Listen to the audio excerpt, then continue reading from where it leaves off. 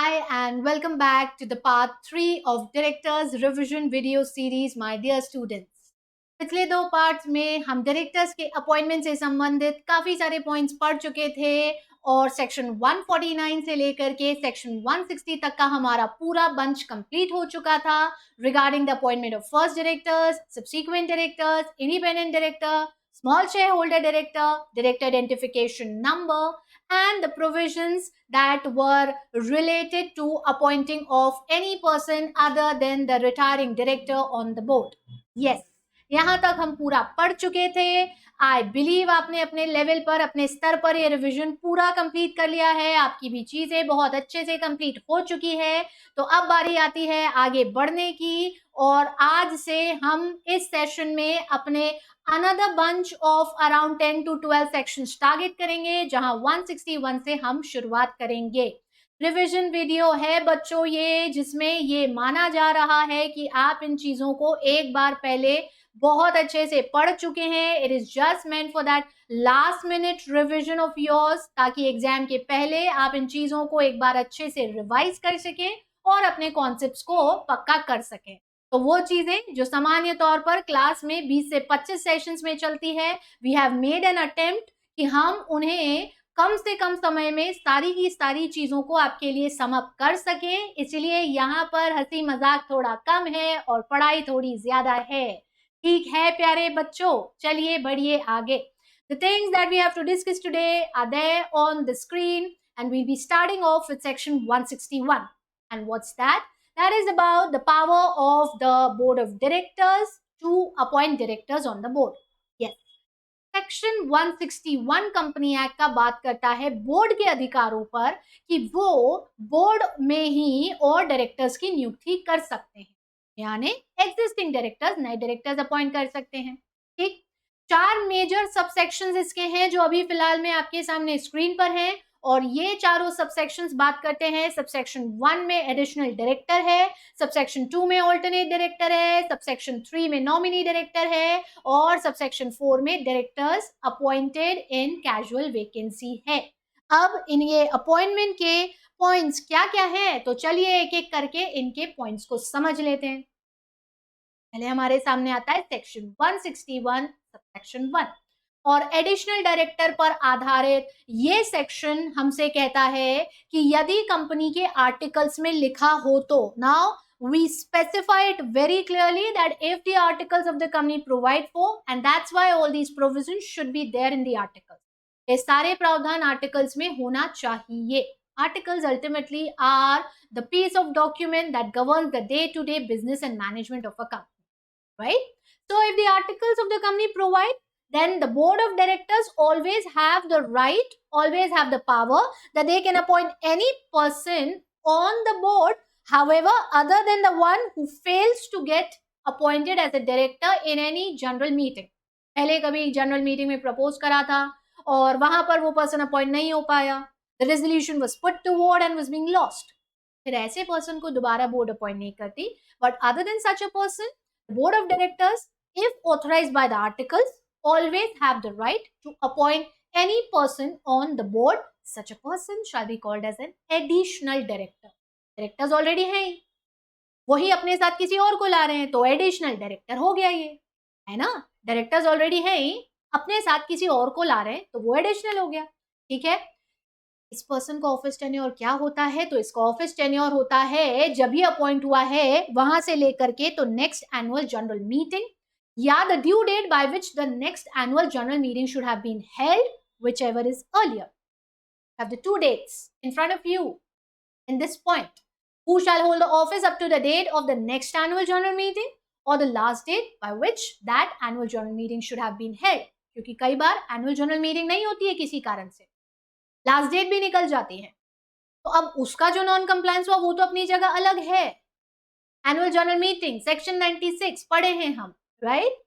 But यदि board में कोई एडिशनल डायरेक्टर अपॉइंट हुआ था तो ऐसे एडिशनल डायरेक्टर का ऑफिस टेन्योर भी खत्म हो जाएगा, क्योंकि इन दोनों में से जो भी अर्लियर आ रहा है हमें वो कंसिडर करना है. अब एजीएम हुई नहीं, आप बोलते डेट ऑफ एजीएम, तो ड्यू डेट बाद एजीएम अगर हो रही है तो ऐसा नहीं उसका ऑफिस तब तक चलता रहेगा.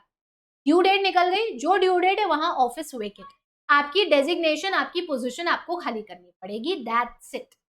ठीक है, ये देखो नीचे वो पॉइंट दी भी हूं मैं आपको। In case there has been a default in holding the meeting, तो फिर ऐसी स्थिति में एडिशनल डायरेक्टर अपना ऑफिस वेकेट कर देगा उस तारीख पर by which the AGM should have been held. ये सेक्शन सभी तरह की कंपनीज पे लगता है, यानी पब्लिक और प्राइवेट दोनों पर इसकी एप्लीकेबिलिटी है। छोटा सा, सिंपल सा, बारीक सा, साधारण सा प्रोविजन है। बोर्ड के अधिकार to appoint any person on the board who's not earlier being proposed and whose appointment is not being cancelled to hold the office till the date of the next annual general meeting or the due date by which it should have been held, whichever is earlier. Okay. Section 2.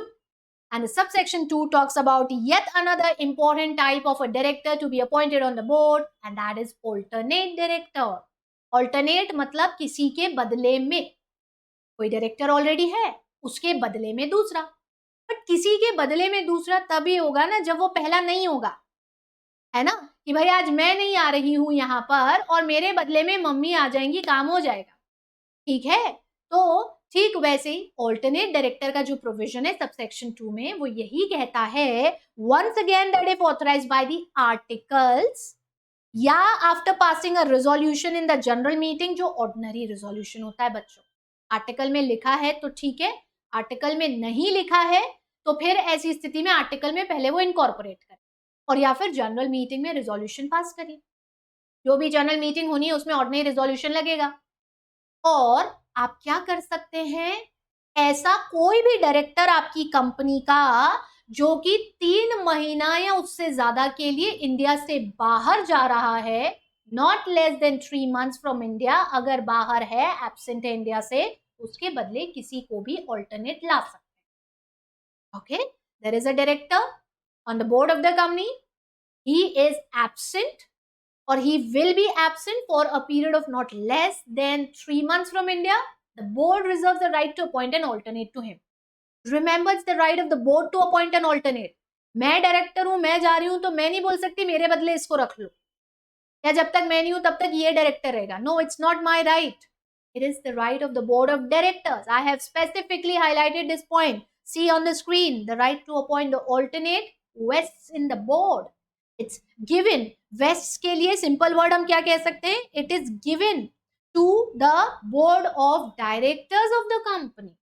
I cannot have the right to appoint my alternate. ठीक है?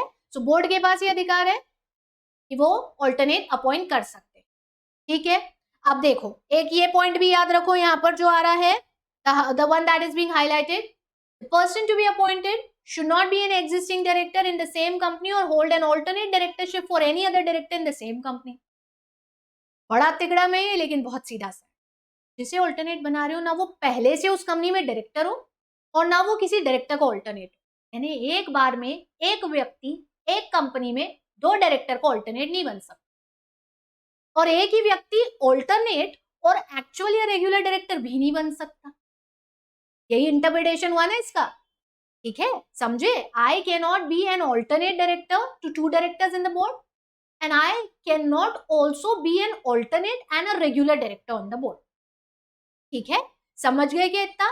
जो appointment होता है बच्चों वो board resolution से होता है। ठीक है, या अब ये बोर्ड मीटिंग में नहीं होना है तो आप इसे सर्कुलेशन के माध्यम से भी कर सकते हो, रेजोल्यूशन बाय सर्कुलेशन भी हो सकता है। आप चाहें तो बिना बोर्ड मीटिंग होल्ड करे सर्कुलेशन के माध्यम से भी अपॉइंटमेंट कर सकते हैं।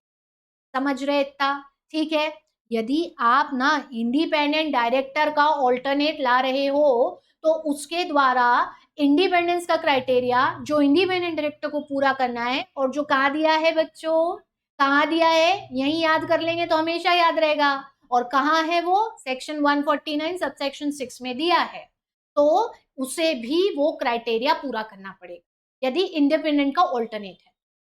ठीक है, कुछ और पॉइंट है अभी। ठीक है, अगला पॉइंट जो है वो ये कहता है कि जैसे ही वो डायरेक्टर इंडिया में वापस आता है ना, जिसके बदले हमने आपको ऑल्टरनेट अपॉइंट करा है, you have to vacate your, obviously we appointed you as an alternate, उसके बदले वो नहीं था इसीलिए, अब वो है तो आप नहीं होगे, तो the director shall vacate the office if and when the director, original director returns to India. ठीक है, हाँ, यदि किसी कारणवश 167 के अंतर्गत ओरिजिनल डायरेक्टर का ऑफिस वेकेट होता है बाय डेथ और वेकेशन अंडर 167, तो फिर ऐसी स्थिति में alternate director will also immediately cease to hold the office. जिसके बदले आए हो वही डायरेक्टर नहीं बचा, तो फिर ऑल्टरनेट डायरेक्टर की क्या जरूरत है? समझ रहे ना? सो इन केस 167 के अंतर्गत ऑफिस वेकेशन हो जाता है ओरिजिनल का, तो जो ऑल्टरनेट है वो इमीडिएटली वेकेट कर देगा। हाँ, यदि ऑटोमेटिक रीअपॉइंटमेंट होता है, ऑटोमेटिक रीअपॉइंटमेंट कहाँ आता है? याद करिए जल्दी, सेक्शन 152 सबसेक्शन 7। यस, ठीक है, ऐसी तो याद होते हैं सेक्शन। कोई बहुत बड़ी तकनीक नहीं है, कोई बहुत बड़ा सा तरीका नहीं है, महान सा तरीका नहीं है, सिंपल छोटा सा तरीका है, जहां जो सेक्शन के कंटेक्स्ट रेफरेंस आते जाए उन्हें रिकॉल करते जाइए, अपने आप पक्के होते जाएंगे। ठीक है, हाँ, क्या पॉइंट था हमारा कि यदि ओरिजिनल डायरेक्टर का टर्म एक्सपायर हो जाता है इंडिया में आने के पहले, तो जो ऑटोमेटिक रीअपॉइंटमेंट का प्रोविजन है वो ऑटोमेटिक रीअपॉइंटमेंट का प्रोविजन ओरिजिनल पे लगेगा, ऑल्टरनेट पे नहीं लगेगा। ऑटोमेटिक रीअपॉइंटमेंट कब हो रहा था? हमने पढ़ा था 152 सबसेक्शन 7 में कि भाई डायरेक्टर लायबल टू टाइबर रोटेशन में जा रहा है, ठीक है, रीअपॉइंट नहीं करा उसको उस मीटिंग में, और ना एक्सप्रेसली मीटिंग में ये रिजॉल्व करा कि अभी ये वैकेंसी नहीं भर रहे हैं, मीटिंग एडजर्न हुई, एडजर्न मीटिंग में भी नहीं करा, तो जो रिटायरमेंट में गया था उसका क्या होना है? उसका ऑटोमेटिक रीअपॉइंटमेंट होना है। फिर यदि ऑटोमेटिक रीअपॉइंटमेंट के अंतर्गत जाता है ना ये केस, तो जो ओरिजिनल है ना, ओरिजिनल, उसके ऊपर ऑटोमेटिक रीअपॉइंटमेंट होगा, ऑल्टरनेट का थोड़ी होगा, का तो टेन्योर खत्म हो जाएगा। समझे? ठीक है बच्चों, अगला पॉइंट सेक्शन 165 जो आज हम डिस्कस भी करने वाले हैं, जो मैक्सिमम नंबर ऑफ डायरेक्टरशिप्स पर आधारित है, उसमें आपकी ऑल्टरनेट डायरेक्टरशिप्स भी काउंट होती है। 20 होते हैं टोटल, मैक्सिमम 20 कंपनीज में आप डायरेक्टर हो सकते हो, और उसमें ऑल्टरनेट डायरेक्टरशिप्स भी काउंट होती है, because I can not be an alternate and original both in one single company. कि भाई जैसे मानिए एक कंपनी में 3 डायरेक्टर है, राम, श्याम और सीता। सीता का हम ऑल्टरनेट अपॉइंट राम को या श्याम को नहीं कर सकते, बस इतनी सी बात है। क्यों? क्योंकि सीता तो ऑलरेडी डायरेक्टर है, उनका ऑल्टरनेट ला रहे हैं, बट राम और श्याम जो है ना वो भी एग्जिस्टिंग डायरेक्टर्स हैं, तो they can not be alternate to Sita. हाँ, गीता जो अभी तक डायरेक्टर नहीं थी वो बन सकती है यहाँ पे ऑल्टरनेट। समझे क्या? इतना क्लियर हुआ? 162 का ये जो सबसेक्शन है, मतलब 161 का ये जो सबसेक्शन है 2, ये भी हर तरह की कंपनी पे लगता है, कंपनी पब्लिक हो या प्राइवेट हो। समझ गए क्या दोनों? इस वाले पार्ट पर प्रैक्टिकल केस स्टडी आता है, क्योंकि यही थोड़ा सा ट्रिकी है, बाकी तीनों सबसेक्शन तो बड़ा आसान है। ठीक है, चलो आओ बढ़ो आगे। अब अगला जो कॉन्सेप्ट आ रहा है वो नॉमिनी डायरेक्टर का आ रहा है, सबसेक्शन 3। यूजुअली नॉमिनी डायरेक्टर्स कब अपॉइंट होते हैं? जब हम बैंक्स, फाइनेंशियल इंस्टीट्यूशन से कोई लोन्स लेते हैं, ऐसे कोई भी फाइनेंशियल अरेंजमेंट्स होते हैं कंपनी के, and whenever the company secures such types of financial assistance from banks or financial institutions, उन बैंक्स या फाइनेंशियल इंस्टीट्यूशंस के द्वारा अपने इंटरेस्ट को रिप्रेजेंट करने के लिए कंपनी की बोर्ड में एक नॉमिनी का अपॉइंटमेंट कर दिया जाता है, बस नॉमिनी डायरेक्टर बन जाता है। ठीक है, हाँ, यहाँ आर्टिकल के प्रावधान जरूर ध्यान रखे जाते हैं, क्योंकि यदि बोर्ड खुद करना चाहे तो वो ये खुद भी करती है, और या फिर जो भी इंस्टीट्यूशन है जिससे आपने ये फाइनेंशियल असिस्टेंस लिया है वो भी अपॉइंट कर सकता है आपकी बोर्ड में एक नॉमिनी डायरेक्टर को। ठीक है, इसके अधिकार हालांकि उस लोन अग्रीमेंट में होना चाहिए जिस लोन अग्रीमेंट के चलते आपने फाइनेंशियल इंस्टीट्यूशन से ये लोन लिया है। ठीक है, बड़ी इंपॉर्टेंट चीज, नॉमिनी डायरेक्टर्स जो होते हैं, ये nominee directors are not liable to retire by rotation. They are not liable to retire by rotation under section 152 subsection 6। What does that mean? This means ये आपकी नॉन रिटायरिंग बोर्ड का हिस्सा होते हैं, जिसमें एसएसडी भी आता है, जिसमें इंडिपेंडेंट डायरेक्टर भी आता है, जिसमें मैनेजिंग डायरेक्टर भी आता है। Nominee directors are not liable to retire by rotation and they will hold the office at the pleasure of the nominating agency. मतलब जिन्होंने अपॉइंट करा है जब तक वो चाहे तब तक ये रहते हैं। ठीक है, समझे, कंपनी इन्हें रिमूव नहीं कर सकती। अच्छा, जब लोन रीपे हो जाएगा उसके बाद इनकी जरूरत ही नहीं बचती, तो नॉमिनेटिंग एजेंसी तब इन्हें हटा देती है। तो जस्ट लाइक वो बैंक उस इंस्टीट्यूशन के नॉमिनी है, उनके इंटरेस्ट को रिप्रेजेंट करते हैं, ये देखते हैं कि whether the working of the company is in the best interest of that institution और नॉट, और कहीं कंपनी बैंक से या उस इंस्टीट्यूशन से लिए गए पैसे को लेके भाग ना जाए या कोई घपला ना करे, इस पर्पज से होते हैं। Subsection 3. And the last one is subsection 4, and subsection 4 talks about casual vacancy. Casual vacancy. Casualty. All of a sudden हुई vacancy. That's it. All of a sudden. किसी डायरेक्टर की डेथ हो जाती है या वो रेजिग्नेशन दे देता है, तो ऐसा कोई भी डायरेक्टर जिसे कंपनी ने अपॉइंट करा था जनरल मीटिंग में, यदि उसका ऑफिस वेकेट हो जाता है, तो ऐसी स्थिति को हम कहते हैं कैजुअल वेकेंसी। और आर्टिकल्स के प्रावधानों को एक बार फिर ध्यान में रखते हुए इस कैजुअल वैकेंसी को कंपनी की ही बोर्ड फिलअप कर सकती है by appointing any person on the board as a casual vacancy, जिसका कि फिर कंफर्मेशन जो भी नेक्स्ट इमीडिएट जनरल मीटिंग होगी वहां होना जरूरी है। Board can appoint, but just like additional director का हम कंफर्मेशन करते हैं, कैजुअल वैकेंसी में जो अपॉइंट होकर आया है उसको भी नेक्स्ट जनरल मीटिंग में हमें कंफर्म करना है। ठीक है, ऐसा पर्सन जो अपॉइंट हुआ है यहाँ पर कैजुअल वैकेंसी में, वो सिर्फ उसी दिन उसी डेट तक ऑफिस होल्ड करेगा जब तक जिसके जगह पर वो आया, मतलब जिसकी पोजीशन वेकेंट हुई कैजुअलिटी के चलते, जिसकी जगह पर वो आया, रिक्त स्थान की पूर्ति करने वो आया था, तो वो रिक्त स्थान जिसकी पूर्ति करने वो आया, जब तक उसका ऑफिस टेन्योर था तब तक ही रहेगा। ठीक है, समझ गए क्या? कैजुअल वैकेंसी का कैजुअल वैकेंसी कभी भी नहीं होगा। Where a person appointed by the board vacates the office, यहाँ पर it is not a case of casual vacancy and cannot be filled by the board in that place. समझ गए? ठीक है, तो बोर्ड ने किसी को अपॉइंट करा है और बोर्ड पोजीशन अगर वेकेंट होती है तो उसे फिर बोर्ड नहीं भर सकता। यहाँ पर इस तरह ये पावर्स ऑफ बोर्ड है, और इन्हें ध्यान में रखते हुए if you remember the language of section 152, जहां दूसरा पॉइंट यही आया था कि save as expressly provided in the act every director is appointed by the company general meeting, तो वो एक्सप्रेसली बस यहाँ प्रोवाइडेड एक्ट के इस सेक्शन में दिया गया है ये अधिकार, जहां पर डायरेक्टर्स अपॉइंट होते हैं बाय द बोर्ड। समझे बच्चों? क्लियर हो गया पूरा 161? चल अब बढ़ते हैं आगे, और आगे दो छोटे छोटे से सेक्शंस हमारे सामने आएंगे, जिसमें पहला सेक्शन है 162 दैट टॉक्स अबाउट जो डायरेक्टर्स लायबल टू टाई बाय रोटेशन में जाते हैं, इन सब के लिए वोटिंग इंडिविजुअली होती है। Yes, that is the heading of your section, appointment of directors to be voted individually. हर एक के लिए अलग अलग प्रपोजल होगा, हर एक के लिए अलग अलग वोट होगा, जंबो या कॉम्बो में नहीं आएंगे ये सारे के सारे, याद रखिएगा।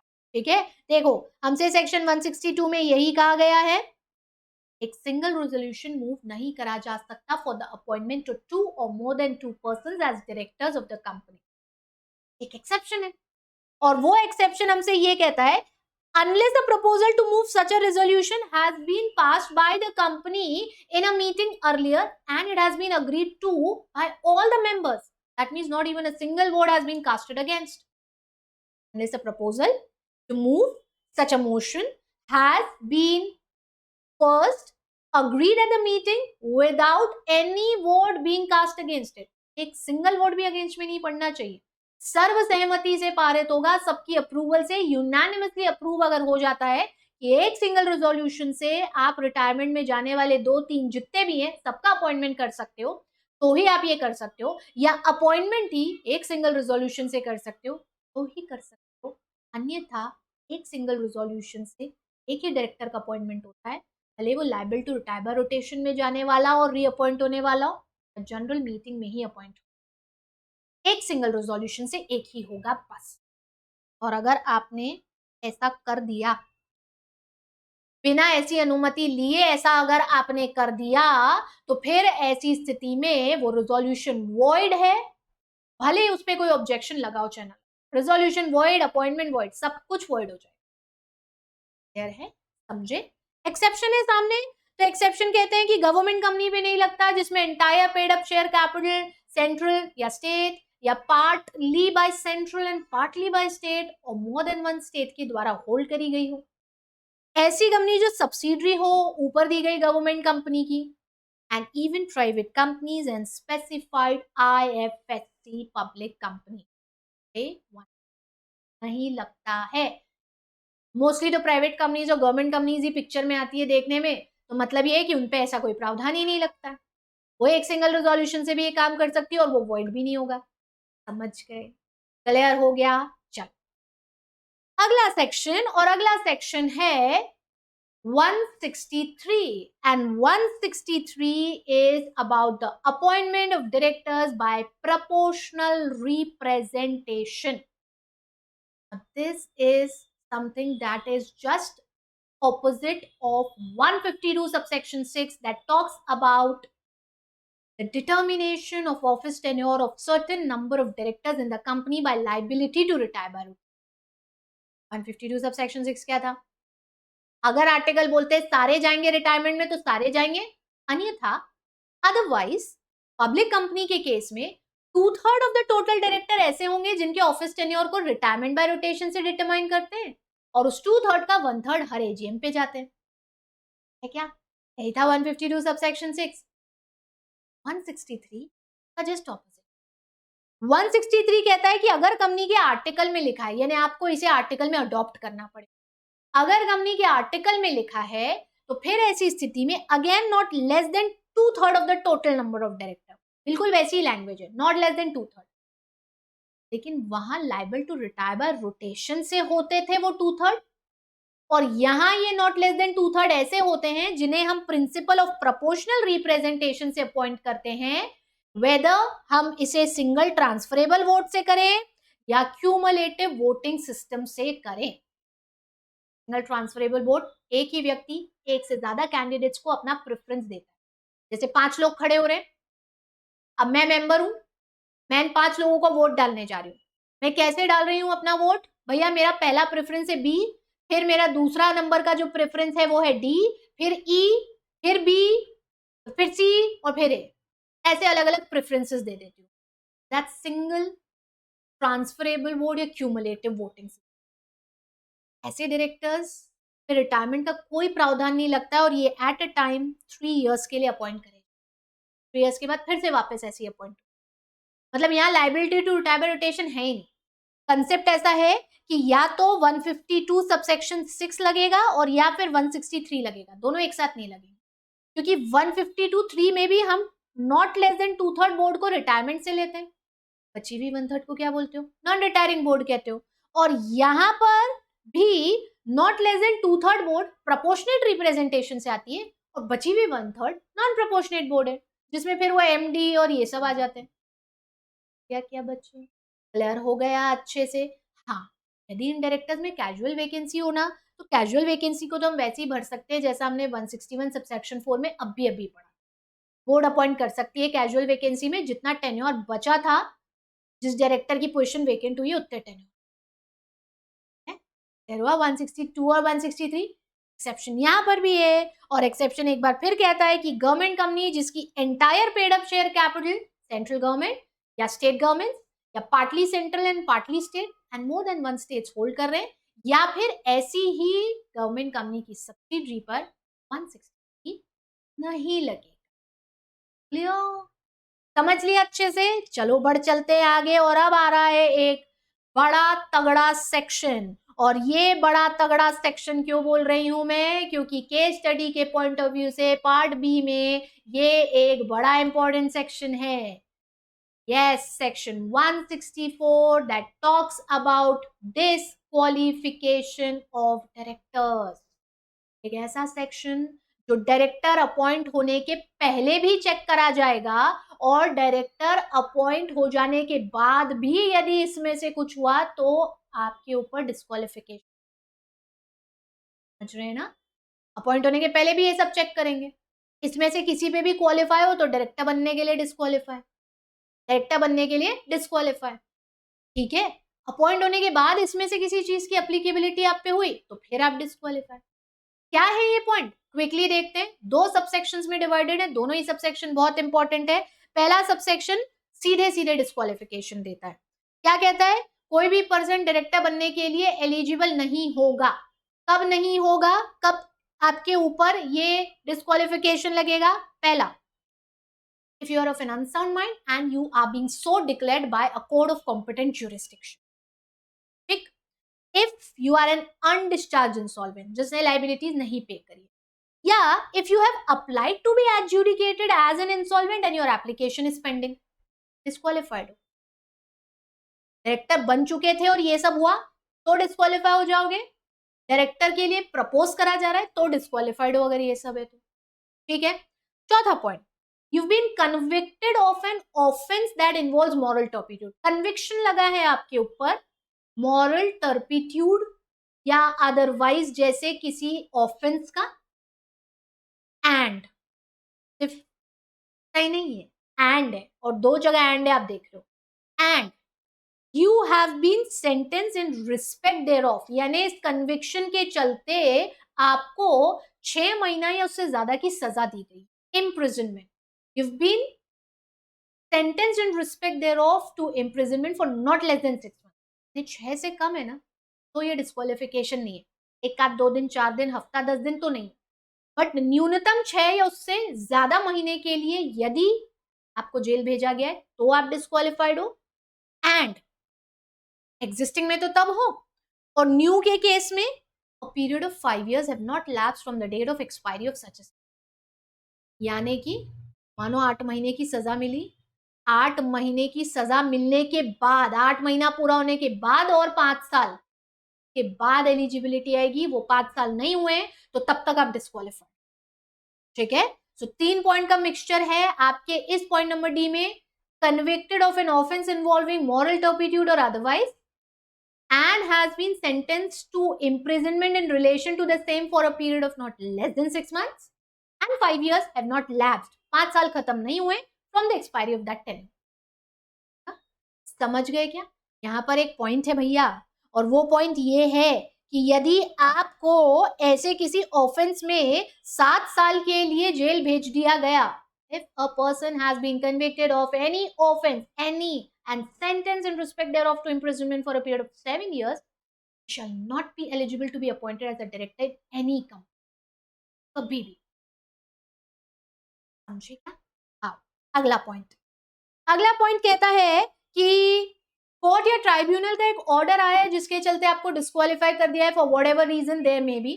If there is an order that disqualifies you as a director from the appointment and the order is still in force, order is still in force. ठीक है, आपके पास कंपनी के शेयर्स थे, भले ही सिंगली थे या जॉइंटली थे, and you have not paid the remaining amount, the calls on such shares, भले सिंगली होल्ड कर रहे थे या जॉइंटली होल्ड कर रहे थे किसी के साथ मिलके, you have not paid the money, the call money on those shares, and also यहां भी एक एंड है, 6 months हैव elapsed, खत्म हो चुके हैं, लैप्स हो चुके हैं from the last date that was fix for the payment of call. 6 महीना निकल चुका है और आपने अभी तक पैसा, 6 महीना बाद आप डिस्क्वालीफाई, 6 महीना पहले तक नहीं हुआ, 6 महीना बाद आप डिस्क्वालीफाई।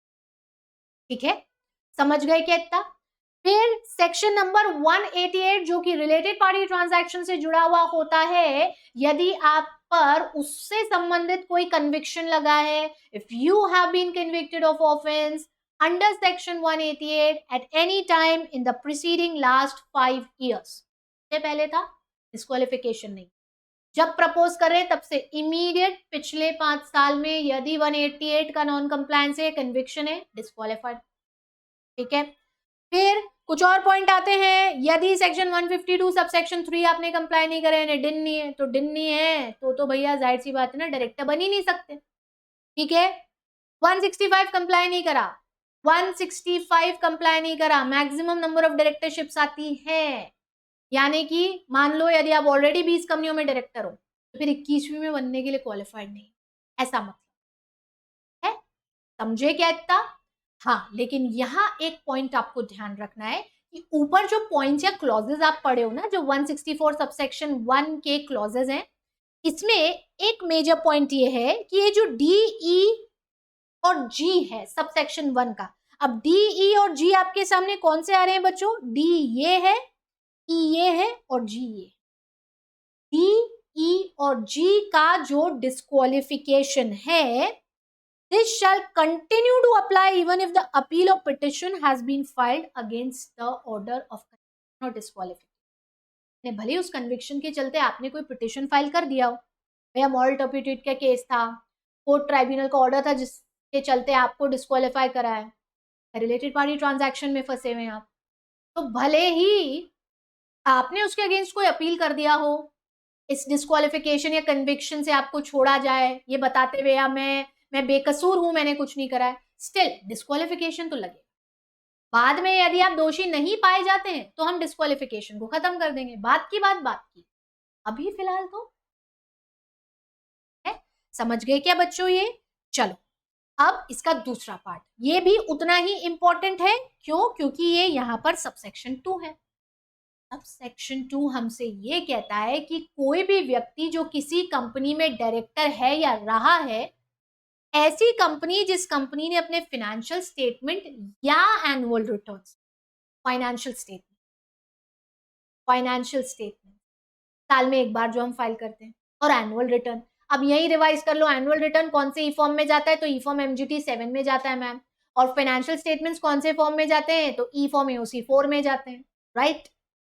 अगर किसी कंपनी ने 3 कंटिन्यूस फाइनेंशियल ईयर तक अपने फाइनेंशियल स्टेटमेंट्स या एनुअल रिटर्न, या है दोनों में से एक भी अगर है, तो फाइल नहीं करे, या कोई कंपनी है जिसने डिपॉजिट्स एक्सेप्ट करे थे कंपनी एक्ट में सेक्शन 73 से 76, देखो ऐसी तो याद होता है फिर सेक्शन, जिसने डिपॉजिट्स एक्सेप्ट करे थे और उनको रीपे नहीं करा टाइम पर, या उनका इंटरेस्ट नहीं पे करा, या डिबेंचर्स इशू करे थे सेक्शन 71 में और उनको टाइमली रीपे नहीं करा या उनका इंटरेस्ट पे नहीं करा, और या फिर डिविडेंड इक्विटी पे डिक्लेयर हुआ था सेक्शन 123 और उसको टाइमली पे नहीं करा, और ऐसा फेलियर टू पे और रिडीम को होते होते 1 साल हो चुका है, द फेलियर और डिफॉल्ट कंटिन्यूज फॉर 1 ईयर और मोर, ऐसी कंपनी का हर डायरेक्टर, या इवन अगर आज की डेट में नहीं है लेकिन इस टाइम ड्यूरेशन में वो रहा है, तो ना तो वो उस कंपनी में एलिजिबल होगा फॉर रीअपॉइंटमेंट और ना ही वो किसी दूसरी कंपनी में अपॉइंट हो पाएगा as a director for a period of 5 years from the date on which the said company fails to do. उसमें तो खत्म चीजें, उसमें तो रीअपॉइंट हो गई नहीं, अगली किसी में भी नहीं हो सकता for a period of 5 years, 5 साल के लिए चीजें खत्म।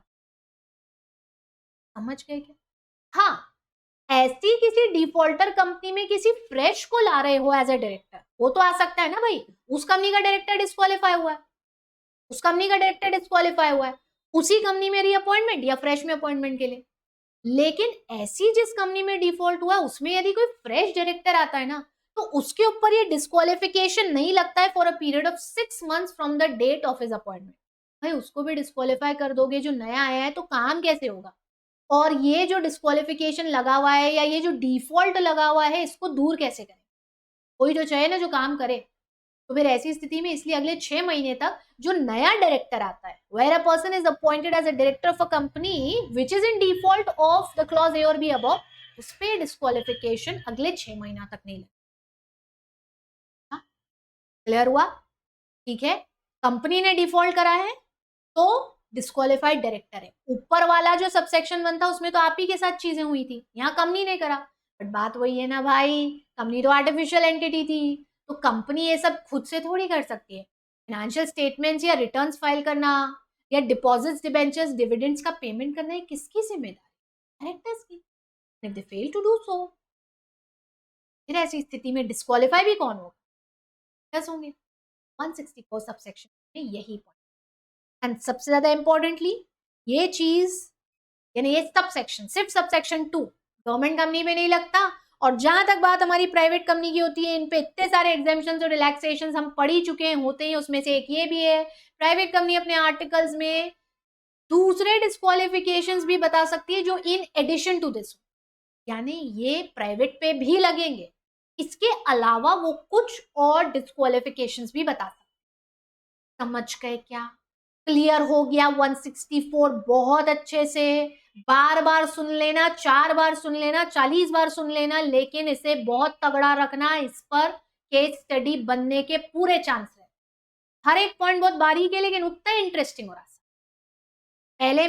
पहले सब सेक्शन में गलतियां आपकी है, दूसरे में कंपनी की है, दोनों स्थिति में डिस्क्वालिफाई। ठीक है, चलो अपन बढ़ चलते हैं आगे।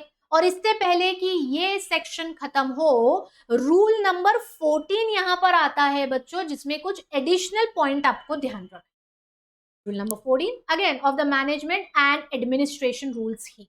और यहां आपको क्या ध्यान रखना है? पहला पॉइंट, यदि डायरेक्टर अपनी किसी चीज के कारण यानी सब सेक्शन 1 के अंतर्गत यदि डिस्क्वालीफाई होता है या फिर सबसेक्शन 2 के कारण कोई भी डिस्क्वालिफिकेशन, तो ऐसी स्थिति में डायरेक्टर कंपनी को DIR 8 में इंटीमेट करता है। ठीक है, कंपनी इसी सबसेक्शन 2 की डिस्क्वालिफिकेशन की सूचना स्पेसिफिकली क्लॉज बी, जहां पर डिविडेंड्स, डिबेंचर्स और डिपॉजिट्स के पेमेंट या रिपेमेंट टाइम पे नहीं हुए, कंपनी उस चीज की सूचना ई फॉर्म DIR 9 में देती है। डायरेक्टर कंपनी को DIR 8 में देता है फिजिकल फॉर्म में, कंपनी ROC को DIR 9 में देती है ई फॉर्म। ठीक है, ROC से रजिस्टर करके पब्लिक इंस्पेक्शन के लिए ओपन कर देता है। सबको बताना पड़ेगा भाई, पब्लिक में इंफॉर्मेशन जाना जरूरी है कि इस कंपनी ने डिफॉल्ट करा, उसके डायरेक्टर्स डिस्क्वालिफाइड है। हाँ, once that time duration is over, जैसे वो 5 साल का टाइम ड्यूरेशन है, तो फिर डिस्क्वालिफिकेशन को रिमूव करने के लिए एप्लीकेशन लगाई जा सकती है डायरेक्टर के द्वारा, और ये ई फॉर्म DIR 10 में DIR 10। समझे? 164 यहां आकर के पूरा हो गया। अब फिर कुछ छोटे छोटे से सेक्शन आएंगे 165 और 6, और फिर 7 थोड़ा सा बड़ा है क्योंकि वो वेकेशन पे। 165 जो सेक्शन है ये आधारित है मैक्सिमम नंबर ऑफ डायरेक्टरशिप्स पर, और इसके बारे में हम 2-3 बार डिस्कस। सिंपल सी चीज हमें ध्यान रखना है, कोई भी व्यक्ति एक बार में मैक्सिमम 20 कंपनी में डायरेक्टर होता है।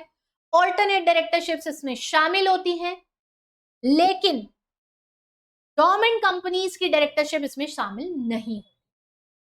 ठीक है, इस 20 में भी public companies at a time सिर्फ 10 हो सकती है, यानी I can be a director of 20 private companies but I can not be a director of 20 public company. Public maximum 10, alternate भी इसमें शामिल होता है। गवर्नमेंट कंपनी में डायरेक्टर हूं तो ये इसमें इंक्लूड नहीं होता।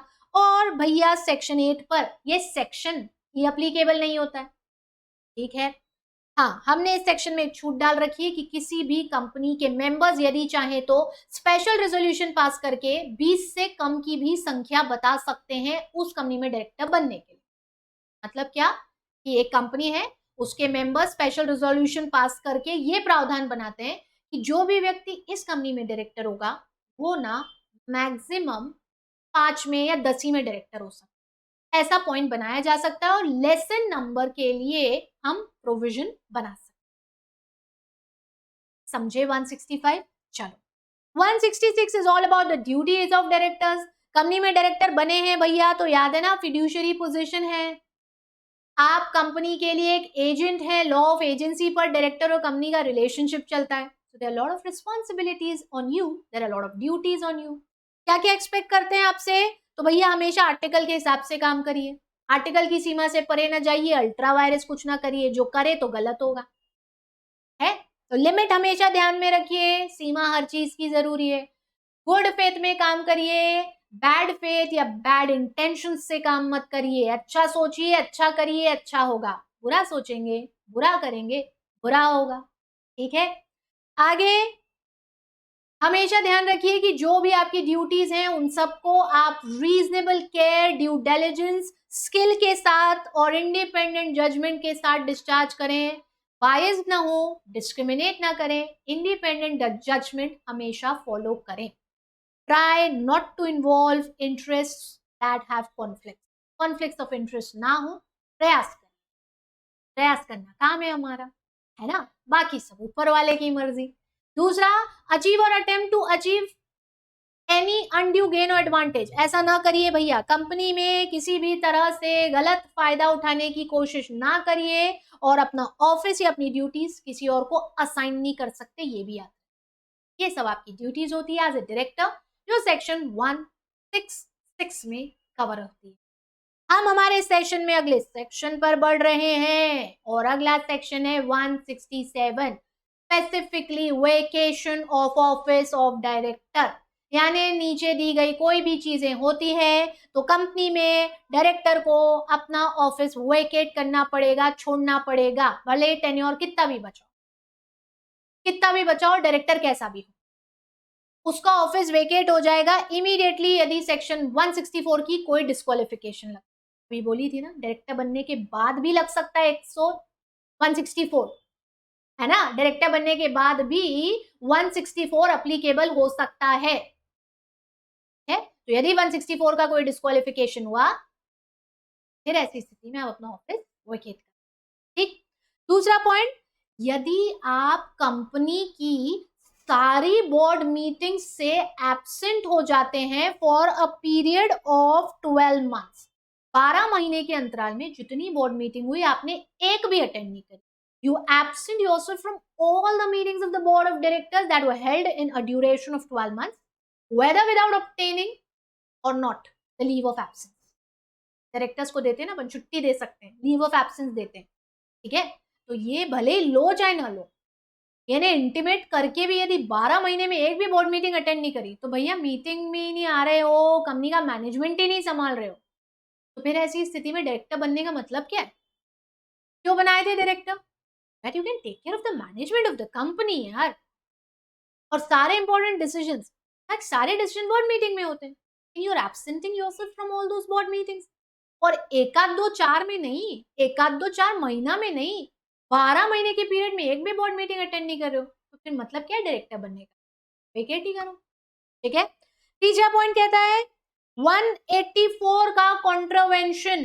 184 में यदि आपने कोई भी कॉन्ट्रवेंशन करा इन रिलेशन टू कॉन्ट्रैक्ट्स और अग्रीमेंट्स दैट आर मेंशन्ड, जिसमें आप डायरेक्टली इनडायरेक्टली इंटरेस्टेड है, और या फिर आपने 184 में ही उन कॉन्ट्रैक्ट्स या अग्रीमेंट्स जिसमें आप इंटरेस्टेड होते हैं में यदि डिस्क्लोजर ऑफ इंटरेस्ट नहीं दिया है, आगे के एक पार्ट में आना है 184 185, ठीक है। तो यदि आपने ऐसा करा है, या तो आपने कॉन्ट्रोवेंशन करा है 184 का, या जो डिस्क्लोजर देना चाहिए इंटरेस्ट का वो आपने नहीं दिया, ऑफिस वेकेट, ठीक। There is any order of the court or tribunal that disqualifies you as a director, you have to vacate the office, ठीक है।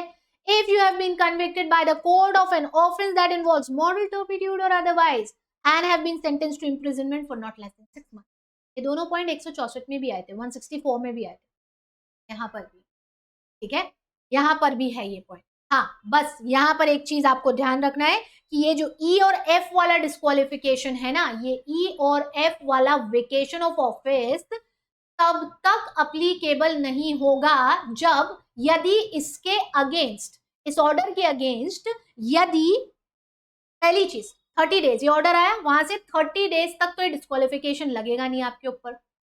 अब इस 30 डेज के अंदर अंदर यदि आपने विद इन दीज 30 डेज यदि आपने उस ऑर्डर के अगेंस्ट कोई अपील कर दी है, यदि आपने उस ऑर्डर के अगेंस्ट कोई पिटिशन दायर कर दी है, तो जब तक उस पिटिशन पर, उस अपील पर निर्णय नहीं आता और वहां से 7 दिन नहीं खत्म हो जाते तब तक, और यदि उन 7 दिन में फर्दर अपील कर दी है तो फिर जब तक उस फर्दर सेकेंड फाइनल अपील पर ऑर्डर नहीं आता और वहां से 7 दिन खत्म नहीं हो जाते तब।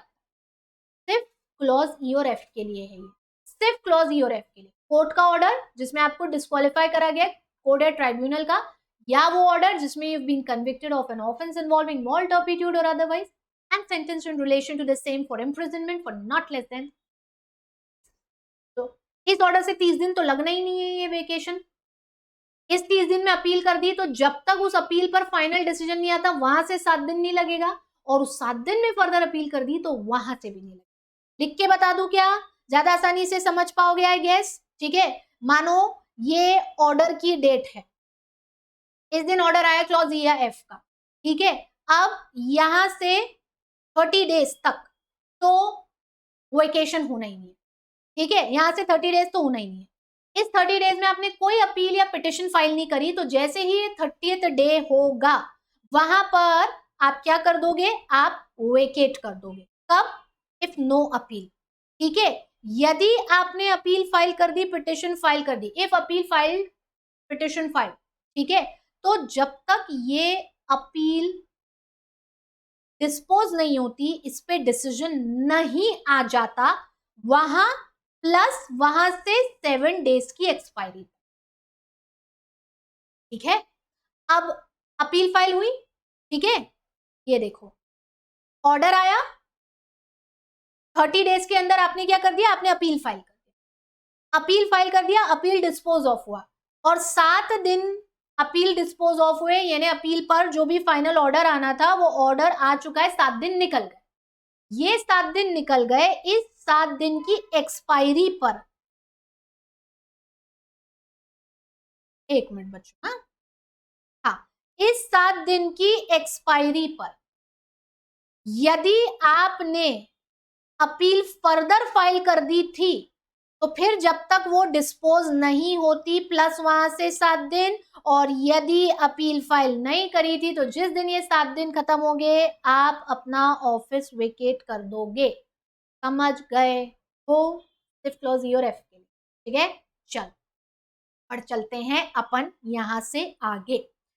बचे हुए 2 पॉइंट जो है वो हमसे कहते हैं कि यदि डायरेक्टर को 169 में रिमूव कर दिया गया था, रिमूवल के प्रोविजंस पर भी हम आएंगे, रिमूवल हो गया है 169 में, तो फिर ऐसी स्थिति में बस ऑफिस वेकेट हो ही जाएगा, ऑब्वियस ऑफिस वेकेट हो ही जाएगा। ठीक है, लास्ट पॉइंट हमसे यहाँ पर ये कहता है कि यदि आप कंपनी की होल्डिंग, सब्सिडरी या एसोसिएट या उसी कंपनी में कोई डेजिग्नेशन होल्ड कर रहे हैं, कोई ऑफिस था और उसके चलते आपको कंपनी में डायरेक्टर बनाया गया, he having been appointed as a director by virtue of his holding any office or employment in the holding subsidiary or associate company, और उस होल्डिंग सब्सिडरी या एसोसिएट कंपनी से ही आपका वो एम्प्लॉयमेंट ऑफिस खत्म हो गया, तो इधर से भी खत्म भैया, यहां थे क्योंकि वहां हो, वही नहीं हो तो यहां भी नहीं होंगे, सीधी सी बात है। समझ गए?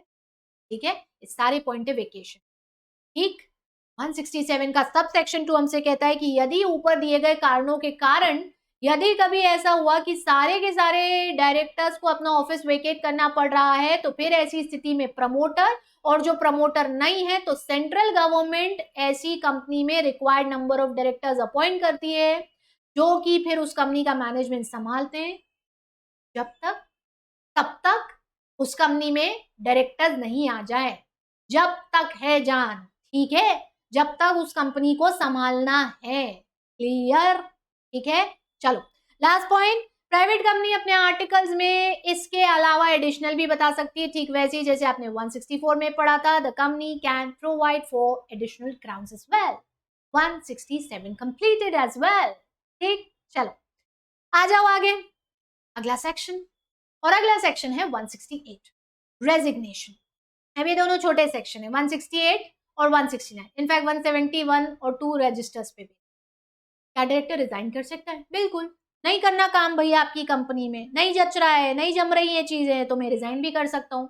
रेजिग्नेशन का प्रोविजन कवर होता है सेक्शन 168 में, और ये कहता है कि कोई भी डायरेक्टर किसी भी पॉइंट ऑफ टाइम में लिखित में एक नोटिस दे करके कंपनी की बोर्ड से रिजाइन कर सकता है, और जो यदि ऐसा हुआ है तो फिर ऐसी स्थिति में उस कंपनी को 30 डेज के अंदर उस डायरेक्टर के रेजिग्नेशन की सूचना आरओसी को ई फॉर्म DIR 12 में देना। साइमल्टेनियसली उस डायरेक्टर से भी एक्सपेक्ट करा जाता है कि वो अपने रेजिग्नेशन की एक कॉपी आरओसी को with in 30 days of resignation from the company E form DIR 11 में फाइल कर दे। ठीक है, डायरेक्टर इज एक्सपेक्ट। अगर आप रिजाइन कर चुके हैं तो इसका ये मतलब नहीं है जिम्मेदारियां खत्म।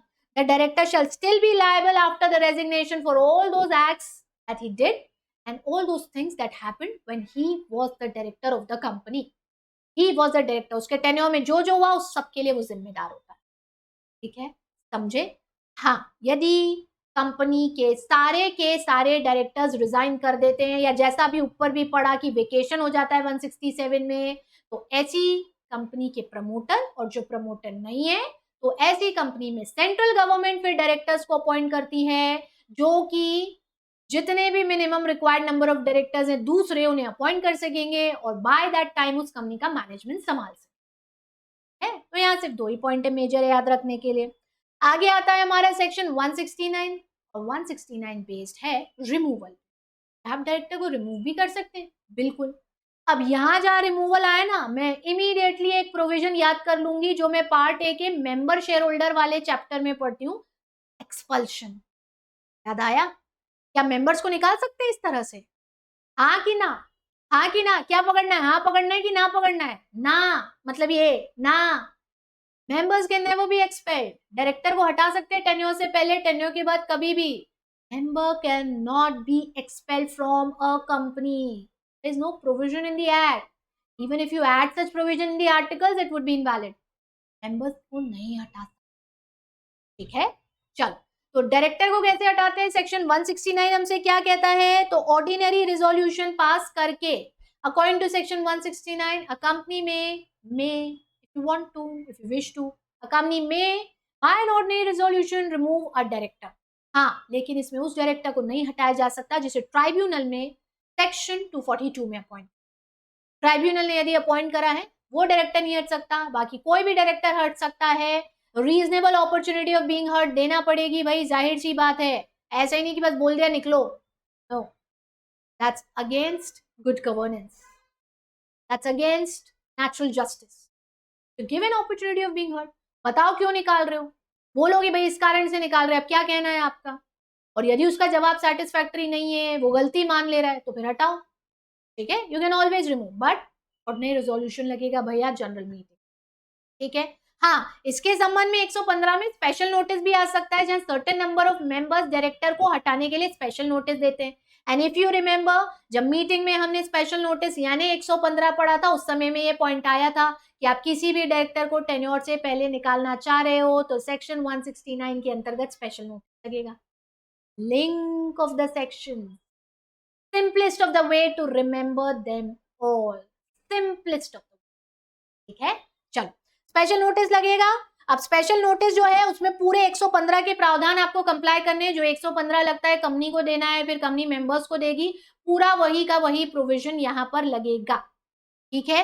हाँ, यहाँ एक और पॉइंट याद रखो कि in case no such notice is received, the vacancy may be filled as a casual vacancy. यदि कोई नोटिस नहीं मिला है मेंबर्स से और हटाया जा रहा है डायरेक्टर को, तो फिर ऐसी स्थिति में अगर स्पेशल नोटिस नहीं मिला है और हटाया जा रहा है डायरेक्टर को, तो जो भी वैकेंसी क्रिएट हुई है, इफ नीडेड भी कैजुअल वैकेंसी के जैसे भर सकते हो, यानी बोर्ड अपॉइंट कर सकती है अंडर सेक्शन 161। क्लियर? समझ गए क्या ये वाला पॉइंट? और बस आज के दिन का आखिरी सेक्शन आपके सामने, जो कि बहुत ही छोटा सा सेक्शन है। 3 सेक्शन है एक्चुअली, 170, 171 और 172, जो कि रजिस्टर्स पर आधारित है। Registers of director in KMP, भैया रजिस्टर्ड ऑफिस पे रहेगा। एक ऐसा रजिस्टर जिसमें कंपनी के सारे डायरेक्टर्स और की मैनेजर पर्सनल्स की डिटेल रहेगी, नेम, एड्रेस, अदर कंपनीज की डायरेक्टरशिप्स, कंपनी में कोई शेयर्स हैं, दूसरी कंपनी के कोई शेयर्स हैं तो वो सारी चीजें, इवन कंपनी के होल्डिंग सब्सिडियरी एसोसिएट की डायरेक्टरशिप्स है या फिर शेयर्स हैं तो वो सब डिटेल्स रहेंगी, ठीक है? रजिस्टर्ड ऑफिस पर सेफ कस्टडी किसकी होती है? Of course company secretary. Who is the one who maintains this register? Company secretary. Who is the one who authenticates the entries in this register? Always when you have a company secretary, it's our responsibility. Who else is that go-to guy? One stop solution, that's what we say ना, राम बाण इलाज। हर बीमारी और परेशानी का एक company में कौन होता है भाई? सेक्रेटरी होता है, ठीक है? सो आपको मेंटेन करना है। इसके साथ साथ एक रिटर्न भी फाइल होता है। जब भी कोई डायरेक्टर कंपनी में अपॉइंट होता है या मैनेजर अपॉइंट होता है, सेक्रेटरी अपॉइंट होता है, तो हम e form DI-12 within 30 days along with the required fee file करते हैं ROC को। रजिस्टर जो है वो ओपन फॉर इंस्पेक्शन होता है, इसे मेंबर्स कभी भी इंस्पेक्ट कर सकते हैं, इसकी कॉपीज मांग सकते हैं free of cost, with in 30 days उन्हें दिया जाएगा। बिजनेस आवर्स में ही होता है इंस्पेक्शन। बस भैया आप रात को 2 बजे फोन करके बोले कि मेरे को ये रजिस्टर का इंस्पेक्शन करना है, तो ये संभव नहीं है ना। It's always during the business hour, ठीक है? हर एनुअल जनरल मीटिंग पर भी हम इसे रखते हैं। ताकि मीटिंग में जो भी मेंबर्स आ रहे हैं वो इसका इंस्पेक्शन कर सकते हैं। इन केस अगर मेंबर्स उसी सिटी टाउन विलेज में नहीं रहते जहां कंपनी का आरओ है, रजिस्टर्ड ऑफिस है, तो फिर हम एजीएम पे अवेलेबल करा देते हैं इसे, ताकि मेंबर्स इंस्पेक्ट कर सके, देख सके कौन डायरेक्टर है, दूसरी किस किस कंपनी में डायरेक्टर है, सारी डिटेल्स मिलती है। Last point but not the least, of course last, क्योंकि सेशन का लास्ट है ये, सेक्शन 170 और 171 उस गवर्नमेंट कंपनी पे नहीं लगता जिसमें entire paid up share capital central और state, or partly by central or partly by state and by more than one state governments hold करी जा रही है। और यहाँ आकर के खत्म होता है आपका आज का सेशन। 149 से 172 का बंच खत्म। Chapter 11 appointment and qualifications of directors rules खत्म। अब अगले सेशन में जब हम मिलेंगे तो हम meetings of the board and its powers वाले चैप्टर पे बात करेंगे। जी हाँ, अब बात होगी, अब बारी आएगी बोर्ड मीटिंग्स की, कमिटीज की, उनके पावर्स की और बोर्ड के पावर्स की, 179, 180 की, 184 की, 185 की। ये हमारा अगला बंच ऑफ सेक्शन होगा। So for that, I'll see you in the next part of this session. Till then, revise कर लीजिए, बार बार सुन के रिवाइज कर लीजिए, कॉन्सेप्ट पक्का कर लीजिए। I'll see you soon. Thank you for listening. नमस्ते।